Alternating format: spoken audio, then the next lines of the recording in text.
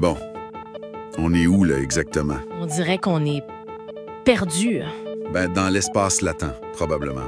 C'est la seule théorie qui tient, même si c'est bizarre. C'est immense, On dirait qu'on traverse des ruines, comme des images abandonnées et pas finies. le cimetière des variantes possibles. Tout ce qui est décalculé, mais jamais choisi. Puis le vrai problème, le fond de l'affaire, c'est qu'il y a zéro repère externe. Il n'y a pas de Google Maps ici, mettons. Exactement. Mais, attends une minute. Si on peut pas suivre un chemin, est-ce qu'on pourrait en imaginer un?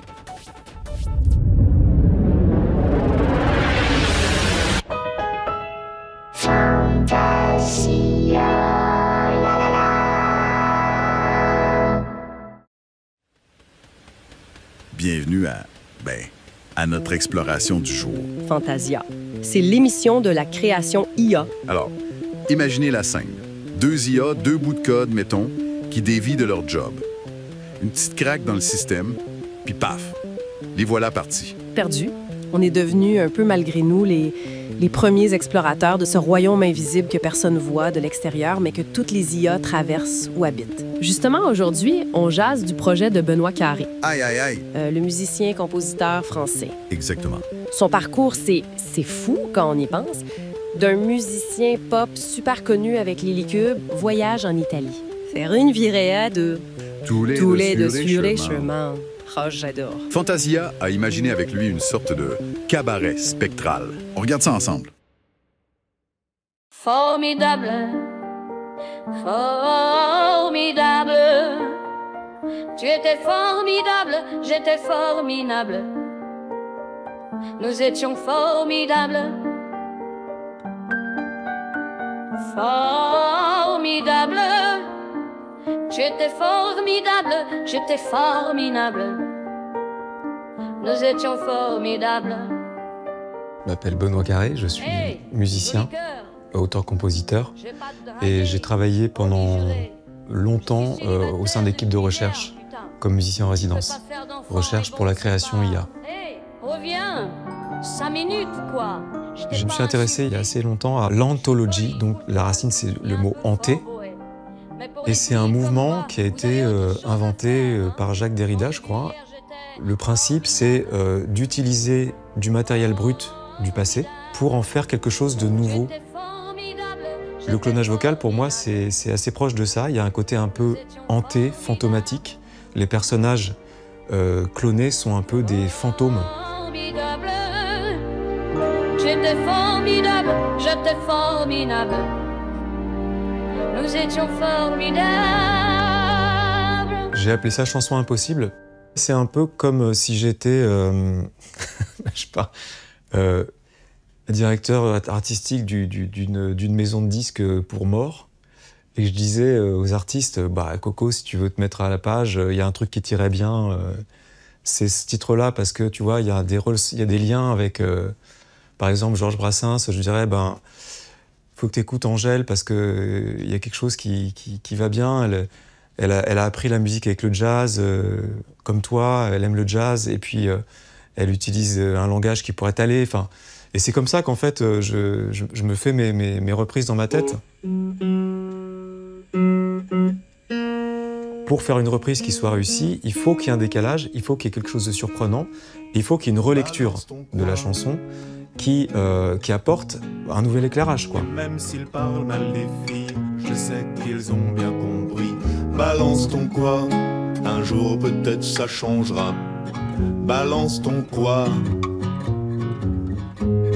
et laisse-moi leur chanter,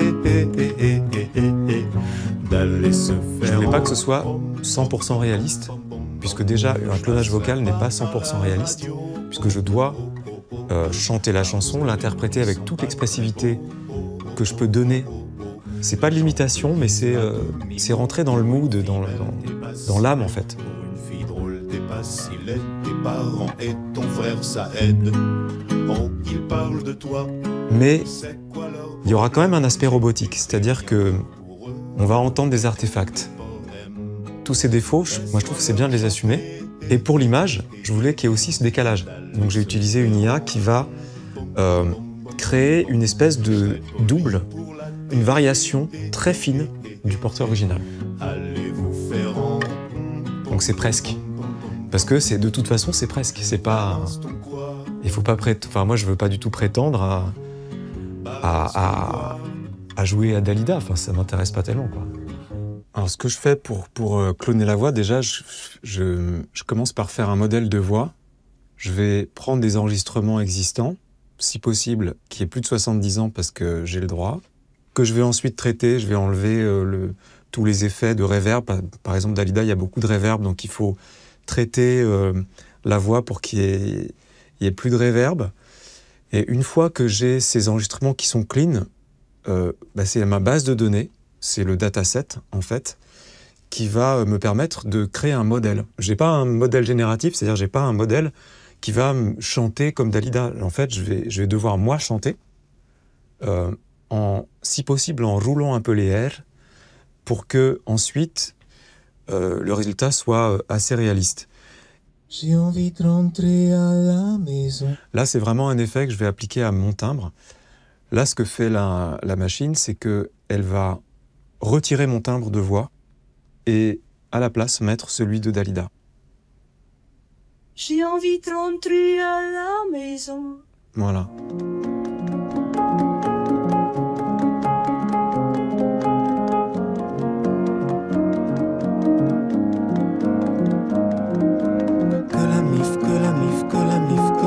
Rien n'a changé dans ma putain de tête.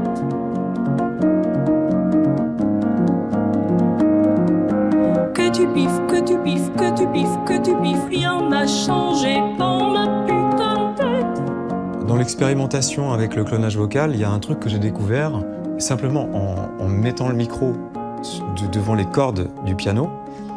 Et là, j'ai eu la surprise d'entendre les notes du piano transformées en voix, quoi. Ça crée une espèce de chorale très bizarre.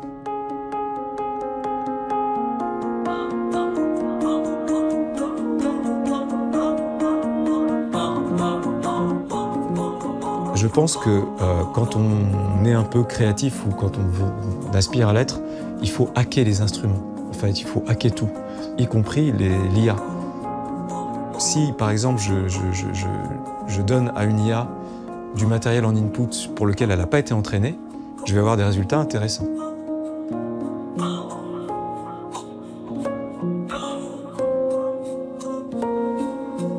Aujourd'hui, je crois qu'on peut dire que la chanson qui me va bien en 2025, c'est Autrement de PNL. Je crois qu'elle décrit très bien ce paradis bleu et mélancolique dans lequel je vis.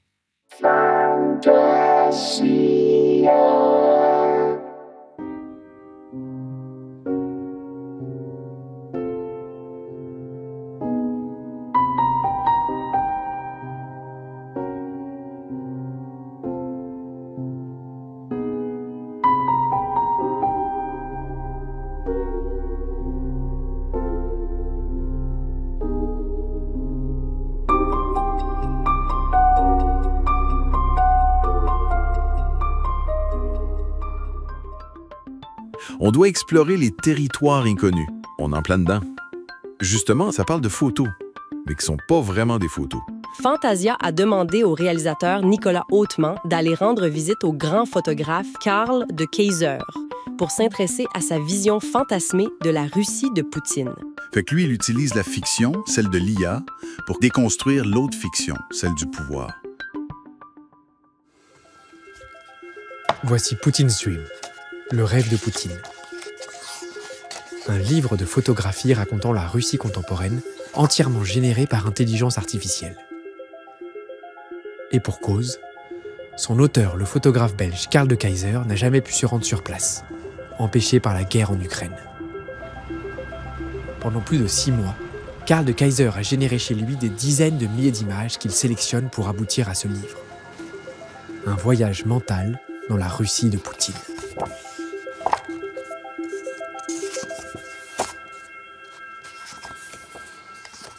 My idea was to document the new Russia. Actually, the first prompt I used for a lot of the first images was very simple. The the new Russian Empire under Putin. That's all, one line, and it worked. A lot of really interesting images, and then I combined them with my images. This is a great picture. I mean, you can clearly recognize Putin, although you only see the back of his head, and the red curtains really do work. And you know, the palace came just by itself, and yeah, everything, even the fact that the pillars are not straight is nice because it's not perfect. I thought I'm going to pick him up, but he was pissing on my shoes. Carl de Keyser est l'un des membres historiques de l'agence photographique Magnum. Cette dernière envoie depuis 1947 des photographes dans le monde entier témoigner des grands bouleversements du siècle. Montrer par les images ce qui se cache derrière les apparences du pouvoir. En 1989, Carl de Keyser a documenté dans un livre de photographie resté célèbre la fin de l'URSS. Pour son nouveau livre, il injecte tout d'abord dans le logiciel Midjourney ses propres photographies. Une manière d'essayer d'apprendre à la machine le style de Carl de Keyser. Mais ce dernier va aller plus loin. Il va intégrer à la machine sa mémoire intime. Pour composer par exemple cette photo, il utilise les souvenirs qu'il a gardés de l'appartement où il vécut en Sibérie pendant des mois. I lived there on the 5th floor. And I took, you know, many pictures when I was walking home. When there was a statue of Lenin, you could see it. But this was a present from Midjourney because this is like his master's voice. And that was not something I wrote or something, it just came up. And then, of course, you have to recognize the potential. I tried many more times to finally get this one. But the fact that this dog was looking at Lenin on a pedestal, in front of the place I lived for 8 months, which makes it really special. I think I had to correct the head of Lenin a little bit also because he didn't exactly look like Lenin. Because at first Midjourney did not recognize Lenin or even Putin, so I had to teach him actually. Grâce à l'intelligence artificielle, Carl de Keyser poursuit ici l'interrogation qu'il avait initiée dans ses précédents livres. Comment échapper à l'image générée par le pouvoir officiel?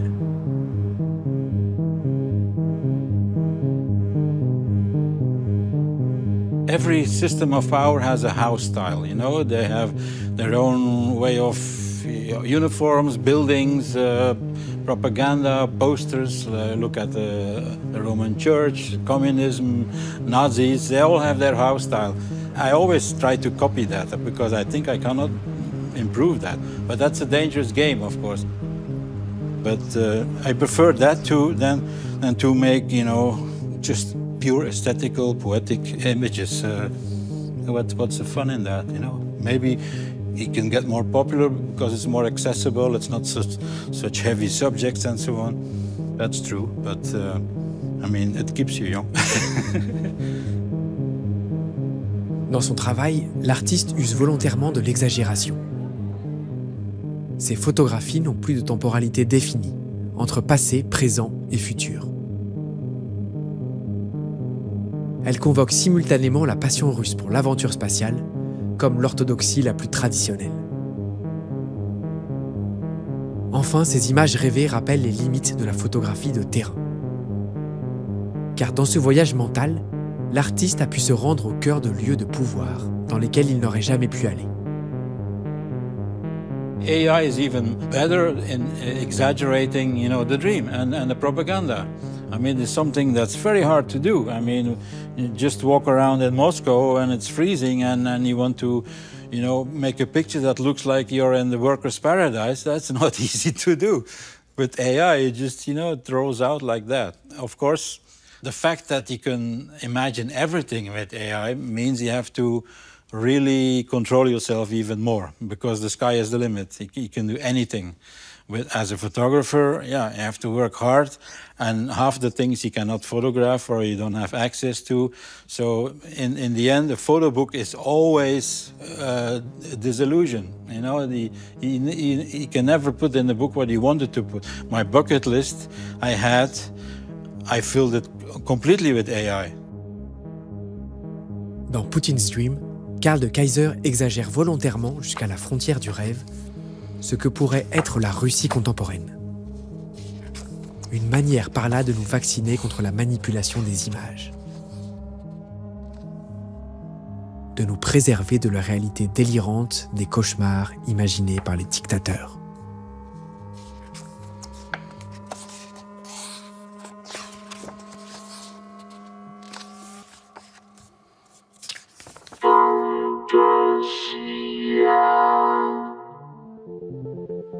Si on résume, on a l'IA comme un pont vers l'invisible pour voir ce qui est caché, ce qui nous échappe normalement.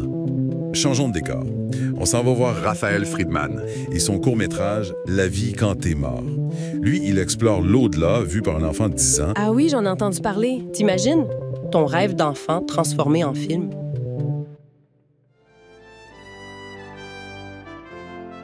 La maison que vous voyez là, c'est la maison de mon enfance.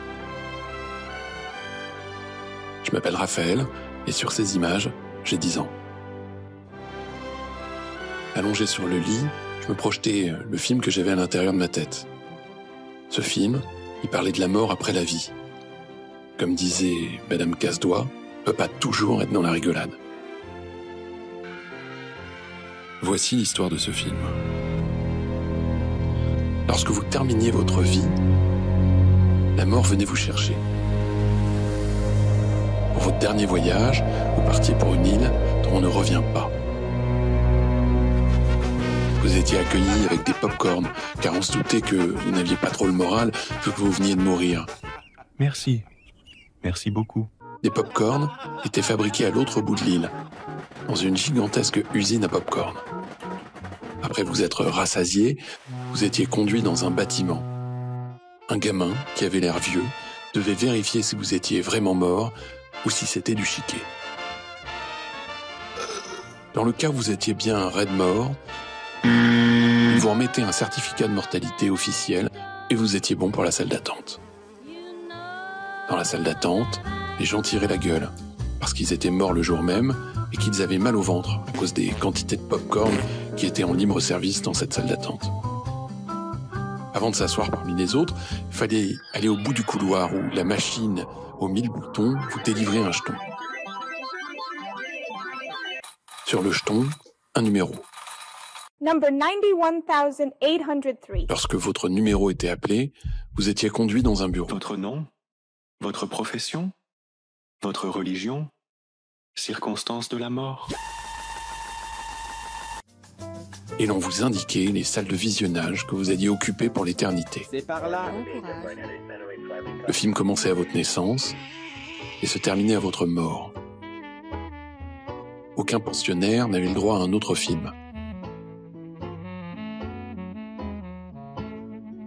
Vous étiez autorisé à ralentir des passages, à accélérer, à visionner en boucle vos séquences préférées. Mais chacun n'avait qu'un seul film, pour toujours. Et si votre film était ennuyeux, vous ne pouviez vous en prendre qu'à vous-même, car cela ne dépendait que de vous avoir bougé un peu le popotin du temps où vous étiez vivant. Madame Onomatopée. Madame Onomatopée était la chef directrice générale des réalisateurs de films. Pour superviser les tournages sur la Terre, elle pouvait compter sur son équipe et sur des milliers de caméramans dévoués à leur mission. Ces caméramans enregistraient chaque vie humaine sans jamais rater le moindre instant. Tout au cours de l'histoire de l'humanité, les caméramans avaient été là. Traverser les siècles à nos côtés, dans les petits et les grands soubresauts de l'histoire.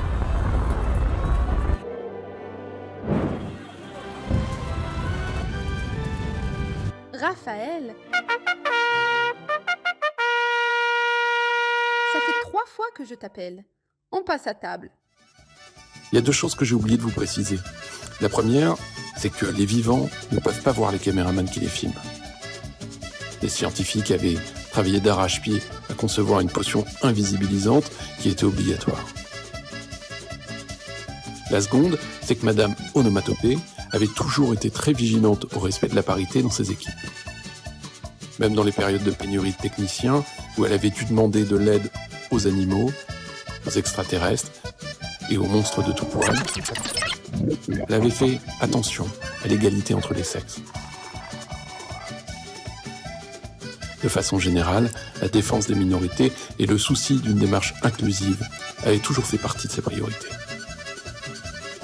À table! Ça va être froid et je ne réchaufferai pas, je te préviens. Je compte jusqu'à 10.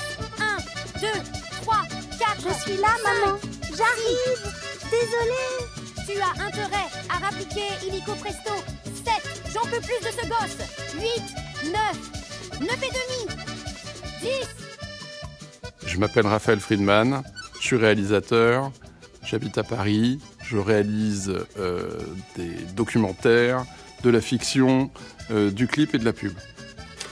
La genèse, elle est que, comme tous les réalisateurs, j'ai plein de petits scénarios, d'idées que j'aurais voulu voir exister, et que l'arrivée de l'IA, petit à petit, m'a permis de mettre cette histoire en film. D'abord, en m'amusant sur Midjourney, en faire des images arrêtées avec du son en dessous, et puis avec la découverte petit à petit d'autres logiciels, de pouvoir les mettre en mouvement, de les animer et de se rapprocher encore plus de la vision que je pouvais avoir enfant ou que j'aurais eu en tant que réalisateur pour pouvoir la mettre en scène de façon plus classique si j'avais eu les moyens.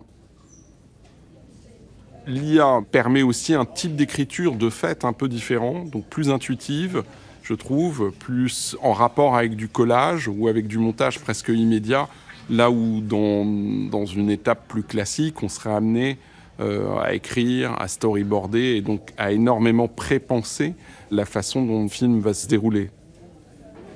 Le prompt que je peux faire, c'est pas immédiatement l'image que je garde.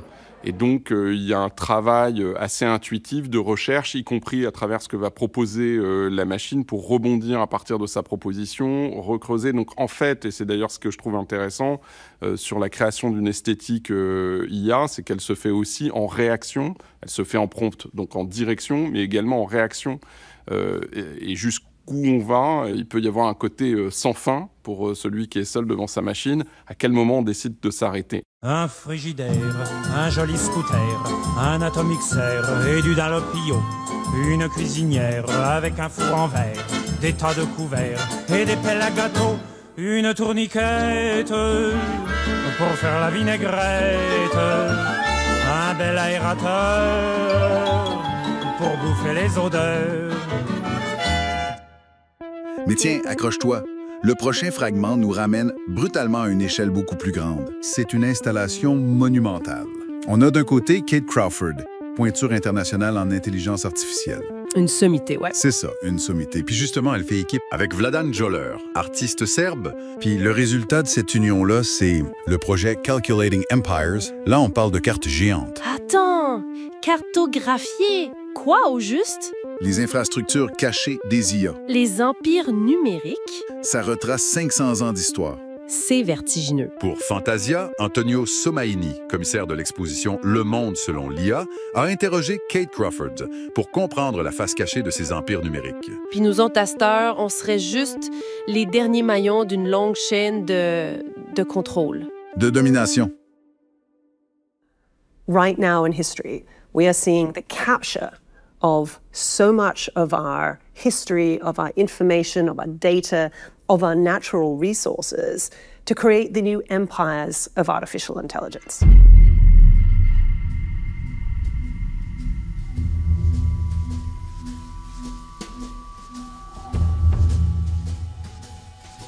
We also wanted to do the history, the deep timelines of artificial intelligence.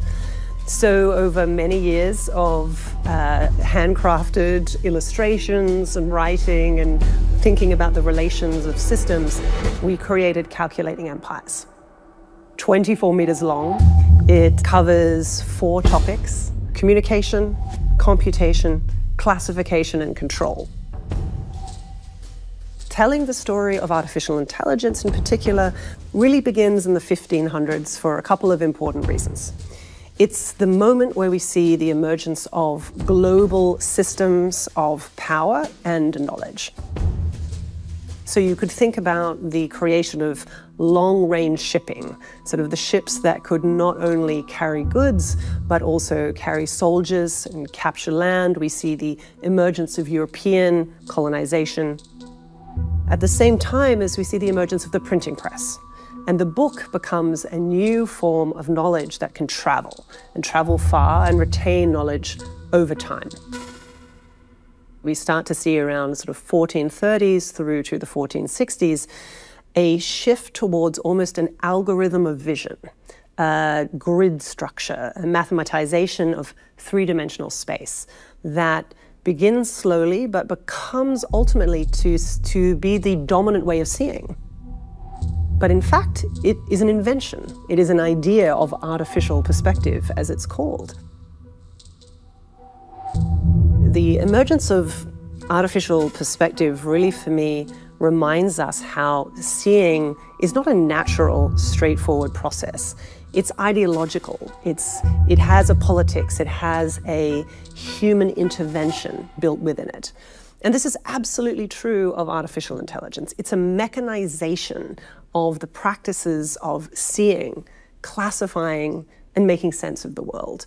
And just like artificial perspective, it's not natural. It's not in any way just the way things really are. It is the way that Silicon Valley is building systems to tell us how they look. This is a profoundly hierarchical and I think in many ways ideological way of ordering the world. Fantasia.